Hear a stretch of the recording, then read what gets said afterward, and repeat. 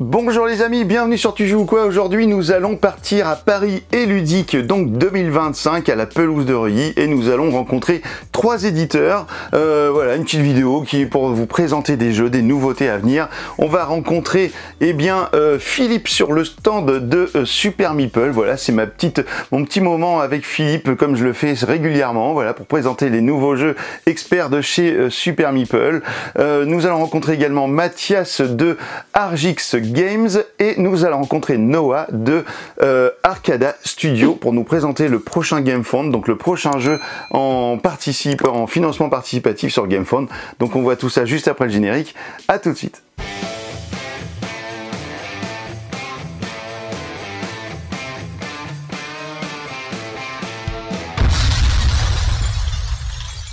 On continue cette petite visite avec, vous savez bien que je l'aime beaucoup ce monsieur Philippe Moquette de Super Meeple.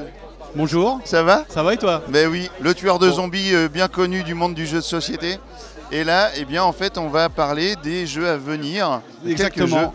Un qui va sortir en octobre, ouais, deux en octobre. 2 en octobre et un qui va arriver à Cannes 2026. Trop chouette. Voilà, donc on a profité de Paris Ludique et du beau temps. Faut le dire vite pour aujourd'hui. Oui. Oui, parce que pour vous qui regardez la vidéo, peut-être vous voyez que c'est un peu plus gris sur la vidéo que les vidéos précédentes, parce qu'il fait un temps bien pourri aujourd'hui, on va pas se cacher.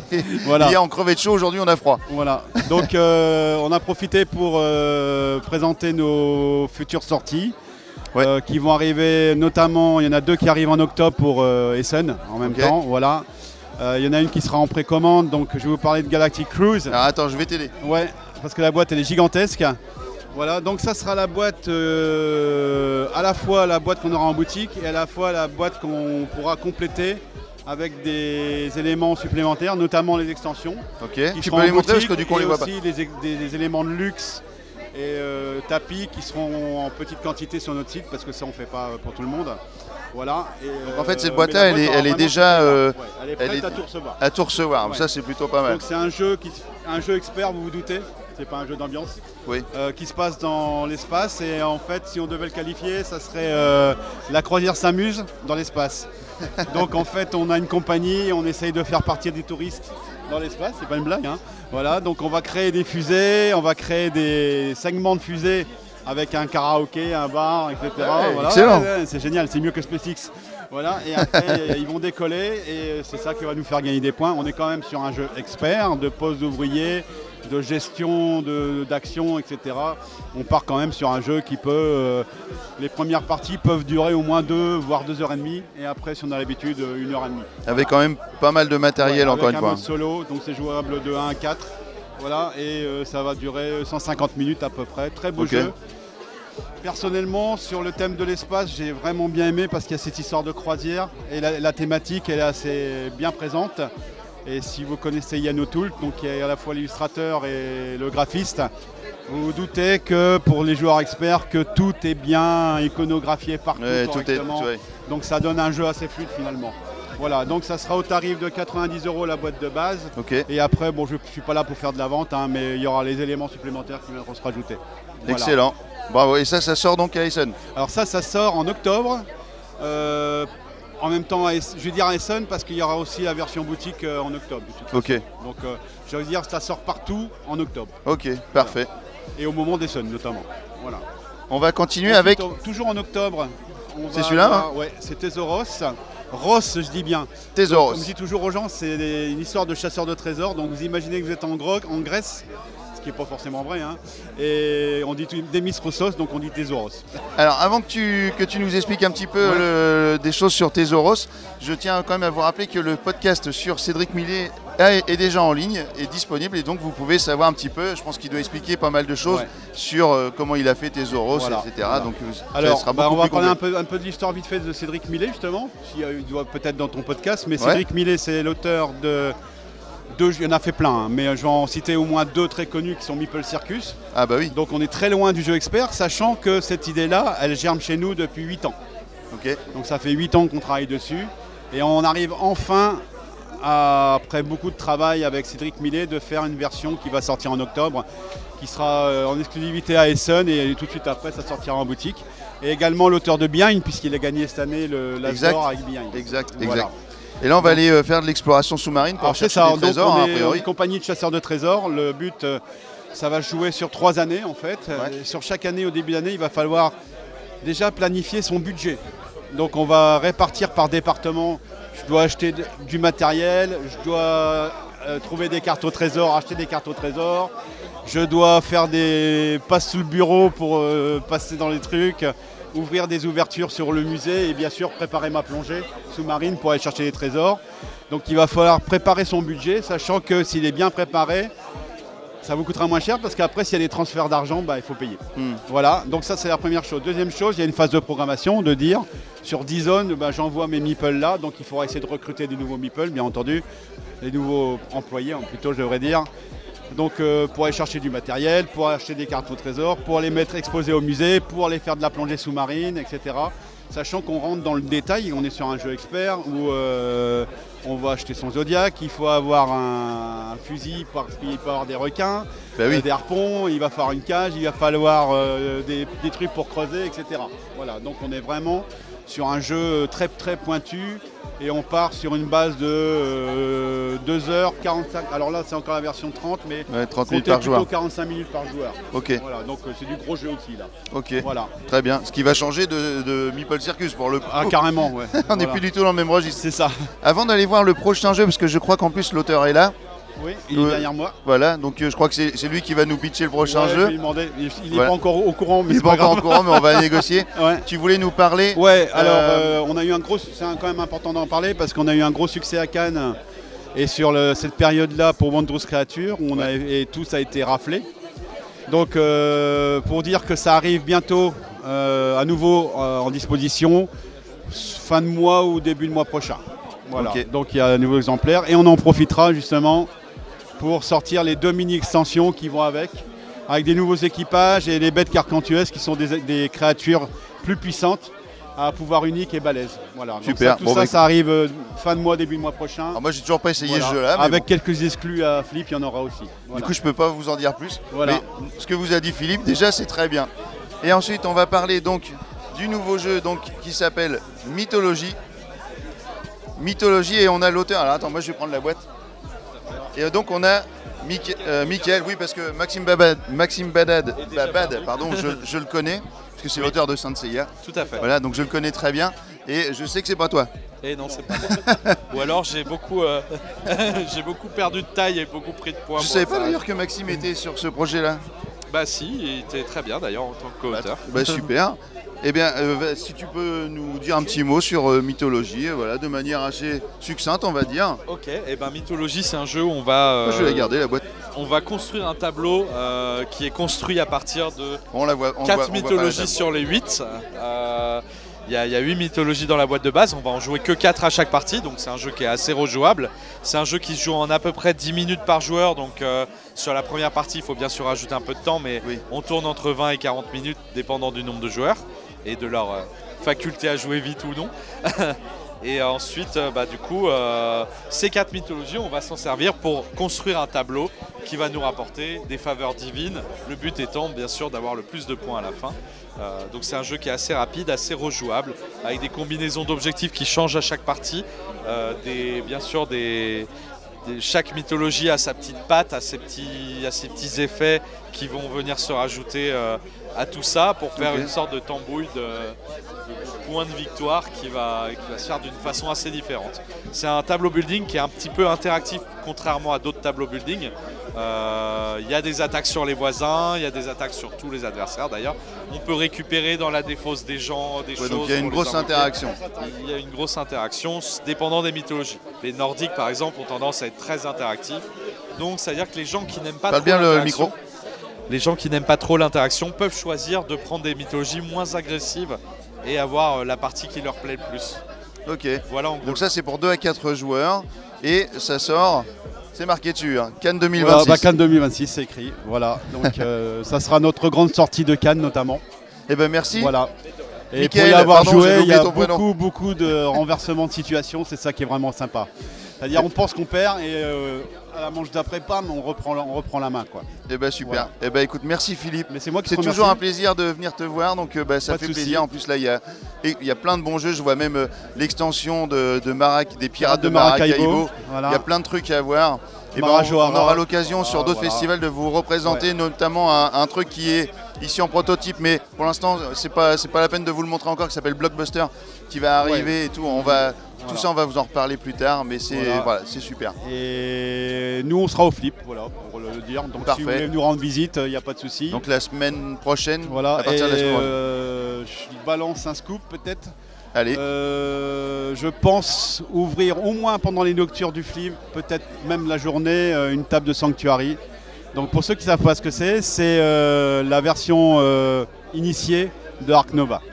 Oh, voilà. Bah ça va attirer du monde. Voilà. Et bah super, et bah rendez-vous au Flip. Voilà. Vous voyez Philippe, les t-shirts rouges, vous pouvez tout de suite les reconnaître. Voilà. Merci Philippe. Merci. Alors je suis avec Mathias, que je retrouve sur le stand d'Argix Games, et je suis d'ailleurs, voilà, donc c'est un nouveau label. Donc merci, ça fait très plaisir en tout cas de se revoir. On s'est croisés plusieurs fois sur PEL. Voilà, on a eu l'occasion de déjà sur la chaîne de parler de plusieurs de tes expériences ludiques, on peut dire ça comme ça. Donc on avait les Pocket Investigation. Ouais. Déjà, on avait le Legacy, la boîte Legacy, donc où on partait dans l'univers de la Tour Eiffel et de les inventions, je sais plus. Oui, fin 19e et après en Grèce à l'époque contemporaine, il y avait deux parties. Suite, exactement. Voilà. Et puis les posters aussi, Mystery posters qu'on a fait aussi sur la chaîne. Donc voilà, je vous invite à aller revoir ces vidéos. Et là, tu as pas mal de nouvelles. Pas mal de nouveautés, ouais. Alors, qu'est-ce que tu peux nous montrer ? Alors, en fait, donc je suis d'ailleurs, c'est un nouvel éditeur qui est la réunion de 3 éditeurs, donc de Argix moi-même, du Lion Vert et de Ludogami. On s'est mis ensemble pour faire des projets communs. À la fois, on commence avec du jeu d'énigmes, mais on va continuer avec des jeux de toutes sortes. Alors donc il y a deux. Alors voilà, donc les deux nouveautés, je suis d'ailleurs, c'est l'Évangile perdu. Donc l'Évangile perdu, c'est un jeu d'énigmes donc sous format enveloppe comme ça, avec une vingtaine de documents autour d'une enquête archéologique sur une relique mystérieuse. D'accord. Voilà, 1 à 4 joueurs, 80 minutes. À partir de 14 ans, a priori. À partir de 14 ans, ouais, voilà. Après, ça peut se jouer avec des enfants en accompagné. On va faire des fouilles. On va faire des fouilles exactement à Chypre pour essayer de mettre la main sur cette relique étrange. D'accord. Split Stories. Alors Split Stories. Alors c'est vraiment la nouveauté du week-end. Voilà, ça c'est vraiment la nouveauté. Pas de plus nouveau, Exactement. Donc Split Stories, c'est un jeu d'énigmes et de communication par équipe pour 2 à 4 joueurs. Dedans, il y a 4 scénarios, donc qui nous mènent dans vraiment des univers très différents, puisqu'il y a une mission spatiale Apollo 17 dans les années 70, il y a un enlèvement à Mexico, il y a une séance de spiritisme. En gros, dans Split Stories, on va se partager les informations. Chaque équipe va avoir un livret. Et on va devoir se le décrire le plus précisément possible ce que l'on voit, pour et bien communiquer exactement pour essayer d'observer, de déduire et de résoudre les énigmes. Donc c'est 4 scénarios qui durent. Alors il y a un scénario plus court d'introduction qui dure une vingtaine de minutes et après c'est environ 45 minutes à 60 minutes par scénario. Voilà. D'accord, donc il y a de quoi faire avec des univers assez variés. Exactement, donc Split Stories, voilà, c'est sorti ce week-end, c'est en boutique de jeux, c'est disponible. Et super, et du coup, ça c'est votre première production avec c'est la première production, exactement, avec l'Évangile perdu, c'est vraiment nos 2 nouveautés, et c'est, voilà, c'est... Vous avez mis vos forces en commun, de jeux d'énigmes et jeux de... Exactement, c'était un peu, on est un peu tous partis de là, du jeu d'énigmes, en fait, c'est un peu nos spécialités respectives. Donc voilà, donc c'était assez naturel de se retrouver là-dessus. Et c'était combien de temps de travail et de c'est dur de dire, ça fait un petit moment qu'on est dessus et on a eu la chance d'être accompagné par Pixie Games qui nous distribue, qui assez vite nous a été embarqué dans le projet et pour le moment c'est nous les auteurs mais on est ouvert pour les futures boîtes à d'autres auteurs. D'accord, donc l'idée c'est peut-être de développer une gamme là. Oui, exactement. C'est vraiment l'idée d'avoir une gamme. D'accord, donc vous avez été plusieurs auteurs quand même à travailler. On était 3, les 3 de Je suis d'ailleurs en fait, on s'est vraiment mis ensemble sur les scénarios. D'accord, vous avez bossé ensemble sur les mêmes scénarios ou chacun a travaillé son scénar Chacun a travaillé son scénar et puis après on a mis en commun et retravaillé un peu ensemble, mais oui, chacun avait un peu sur quoi, toi, par exemple? Moi j'ai bossé sur Apollo 17 et l'évasion qui est le scénario d'intro. D'accord. Voilà. Donc alors c'est quoi par exemple si on veut donner un petit peu envie, c'est quoi le pitch de départ d'Apollo 17? Apollo 17 en fait, donc il y a une équipe qui va jouer Houston, qui va jouer le centre spatial, le centre de commande, et puis l'autre équipe qui est dans la navette, qui fait une simulation. Puisqu'on est en 1972 et c'est la dernière mission en fait, on a marché sur la Lune et donc tout se passe pas bien. Il y a des petits problèmes techniques et il va falloir résoudre les problèmes en communiquant entre le centre de commande et les spationautes dans la navette. Ok, avec donc chacun de son côté ses avec informations. Chacun ses informations, il y en a qui vaut une partie du système de codage, et à chaque fois ce qui est important c'est que chaque scénario il y a vraiment une notion de dialogue, il y a un dialogue introductif, un dialogue conclusif, parfois des petits dialogues intermédiaires, donc en fait on peut faire si on veut un peu de roleplay, se mettre un peu dans la peau du personnage qu'on incarne. Ah oui, ça c'est tout l'intérêt aussi, bien sûr. C'est ça qui est plutôt fun. Et puis ce qui est chouette surtout, c'est que sur des aspects communicatifs comme ça, c'est que là on n'a pas d'alpha en fait qui va gérer un peu toute l'enquête. Exactement. Tout seul. On est obligé vraiment de se répartir, de faire confiance à l'autre aussi, et voilà. Ok, et c'est cool. Et merci pour cette petite présentation. Est-ce que tu as d'autres choses je peux juste terminer, sur RGX Games? Oui, avec RGX Games, j'ai deux. Alors hop, donc toujours Mystery Poster que tu connais déjà, et j'ai deux nouveautés. J'ai Belle Époque. Alors pareil, format un peu atypique, jeu d'énigmes en format carte postale. C'est une correspondance amoureuse à la fin du 19e siècle entre deux amants qui du coup cachent, c'est un peu relation secrète, et ils cachent des informations dans leur correspondance. Donc ça se joue en 30-40 minutes. Un ou deux joueurs, et 3 cartes postales, vraiment très simple. De la Belle Époque, on revient un petit peu, on sort un petit un peu à l'ambiance de Legacy. À l'ambiance de Legacy, exactement. Et puis Micro Stories, alors là vraiment rapproche-toi un petit peu par là. Format très, très atypique, puisque c'est une collection de 10 expériences ludiques, j'appelle ça comme ça. C'est sous des formes très différentes, il y a des cartes postales, des livrets, des brochures. C'est des jeux narratifs, donc des jeux un peu à narration émergente, c'est-à-dire qu'on raconte ensemble une histoire dans 10 univers très différents. Il y a du post-apocalyptique, il y en a un où on joue dans un roman, un autre c'est une émission de radio nocturne, de confession intime. Et voilà, donc c'est poétique, philosophique, expérimental, un peu tout ça. 10 petites expériences. Encore des expériences un peu différentes. Exactement, alors pour le coup rien à voir avec le jeu d'énigmes, mais un peu un nouveau concept. Bon, je vois qu'il y a toujours plein d'idées, ça fuse. Ouais. Écoute, merci Mathias pour cette présentation rapide, et puis on va aller tester tout ça. Et puis bon salon à vous. Bon festival. Salut. Allez, maintenant on est en balade sur le stand d'Arcada Studio et je suis avec Noah qui est responsable marketing. Bonjour. Ça va Noah? Oui, merci de m'interviewer. Écoute, merci à toi de nous accueillir sur votre stand. En plus, le soleil se calme un petit peu, là, ça va permettre de faire du bien aux yeux parce que c'est vrai que c'est quand même assez violent. Oui. Et là, on est ici pour parler du prochain projet qui va arriver sur GameFound, j'imagine. Tout à fait, GameFound, en automne 2025. À l'automne 2025. Et il s'agit de Legend of the Seas. Donc on est sur un jeu qui est inspiré de Spark Rider, puisqu'on est un petit peu dans la même mouvance, mais on se retrouve dans l'univers des runes. Donc c'est tout à fait quelque chose inspiré de Spark Rider et dans l'univers des runes. On est sur un jeu de Tower Defense dans lequel on va survivre à bord d'un bateau aux attaques des pirates. Donc des orques, des gobelins et aussi des créatures un peu... le Kraken. Le Kraken. Le fameux Kraken, la pieuvre à multi avec des énormes... des énormes bras, mais non, des tentacules avec des grosses ventouses là, qui va venir péter notre vaisseau. Donc on retrouve des mécaniques de Spark Rider, tout à fait, toujours dans le même univers on coopère, on peut s'entraider entre joueurs. On a différents événements qui vont arriver dans l'histoire. On est toujours sur un jeu hybride, on ne l'a pas précisé, mais à Arcada on fait que des jeux hybrides. Il y a des jeux avec une application. C'est ça, donc là il y aura une application également dans ce jeu-là. Qui va renforcer fortement l'immersion dans le jeu. Mais alors tu m'expliquais tout à l'heure que la différence avec Spark Rider, c'est qu'on n'était pas sur une application avec de la reconnaissance vocale, mais on était vraiment sur des parties scénarisées. C'est ça. En fait, avec des comédiens qui vont nous parler, notamment par exemple le personnage créé dans la vigie du bateau, qui va regarder avec sa longue vue et qui va nous dire « Hey capitaine, regardez à bâbord, on a rouge qui vient d'apparaître. Le bateau rouge qui a, j'ai tendance à dire le vaisseau parce que forcément, mais le bateau rouge des pirates rouges qui arrivent. Et là, on va se préparer pour bien contrer l'attaque peut-être du pirate rouge qui est juste ici. Regardez avec la petite caméra, voilà, on est juste ici. C'est ça, c'est exactement ça. C'est la différence avec Spark Rider. On va pas utiliser la commande vocale, on va vraiment avoir des personnages qui vont s'adresser à nous tout le long de la partie. Donc en début de tour, on va avoir des informations sur notre environnement, avec notamment la vigie, comme tu l'as dit, le capitaine aussi qui va donner des informations, et aussi d'autres personnages qui vont pouvoir parler de l'état du bateau, si par exemple la coque elle est endommagée, s'il y a du feu. Voilà, ce genre d'événement-là. Donc nous, on va incarner les petits marins qui sont là. Exactement. Et avec nos fiches de personnages, eh bien, un petit peu à la manière de Spark Rider. Hop. Et puis ici, on a Oro, le bricoleur. Donc lui, il va avoir des facultés un petit peu spéciales. Il va pouvoir transporter 2 tonneaux, on va y revenir. Et puis, il va pouvoir donner des coups de main. Donc ici, on est sur une version un petit peu plus light, on va dire. Un petit peu plus accessible pour les enfants, presque. Tout à fait.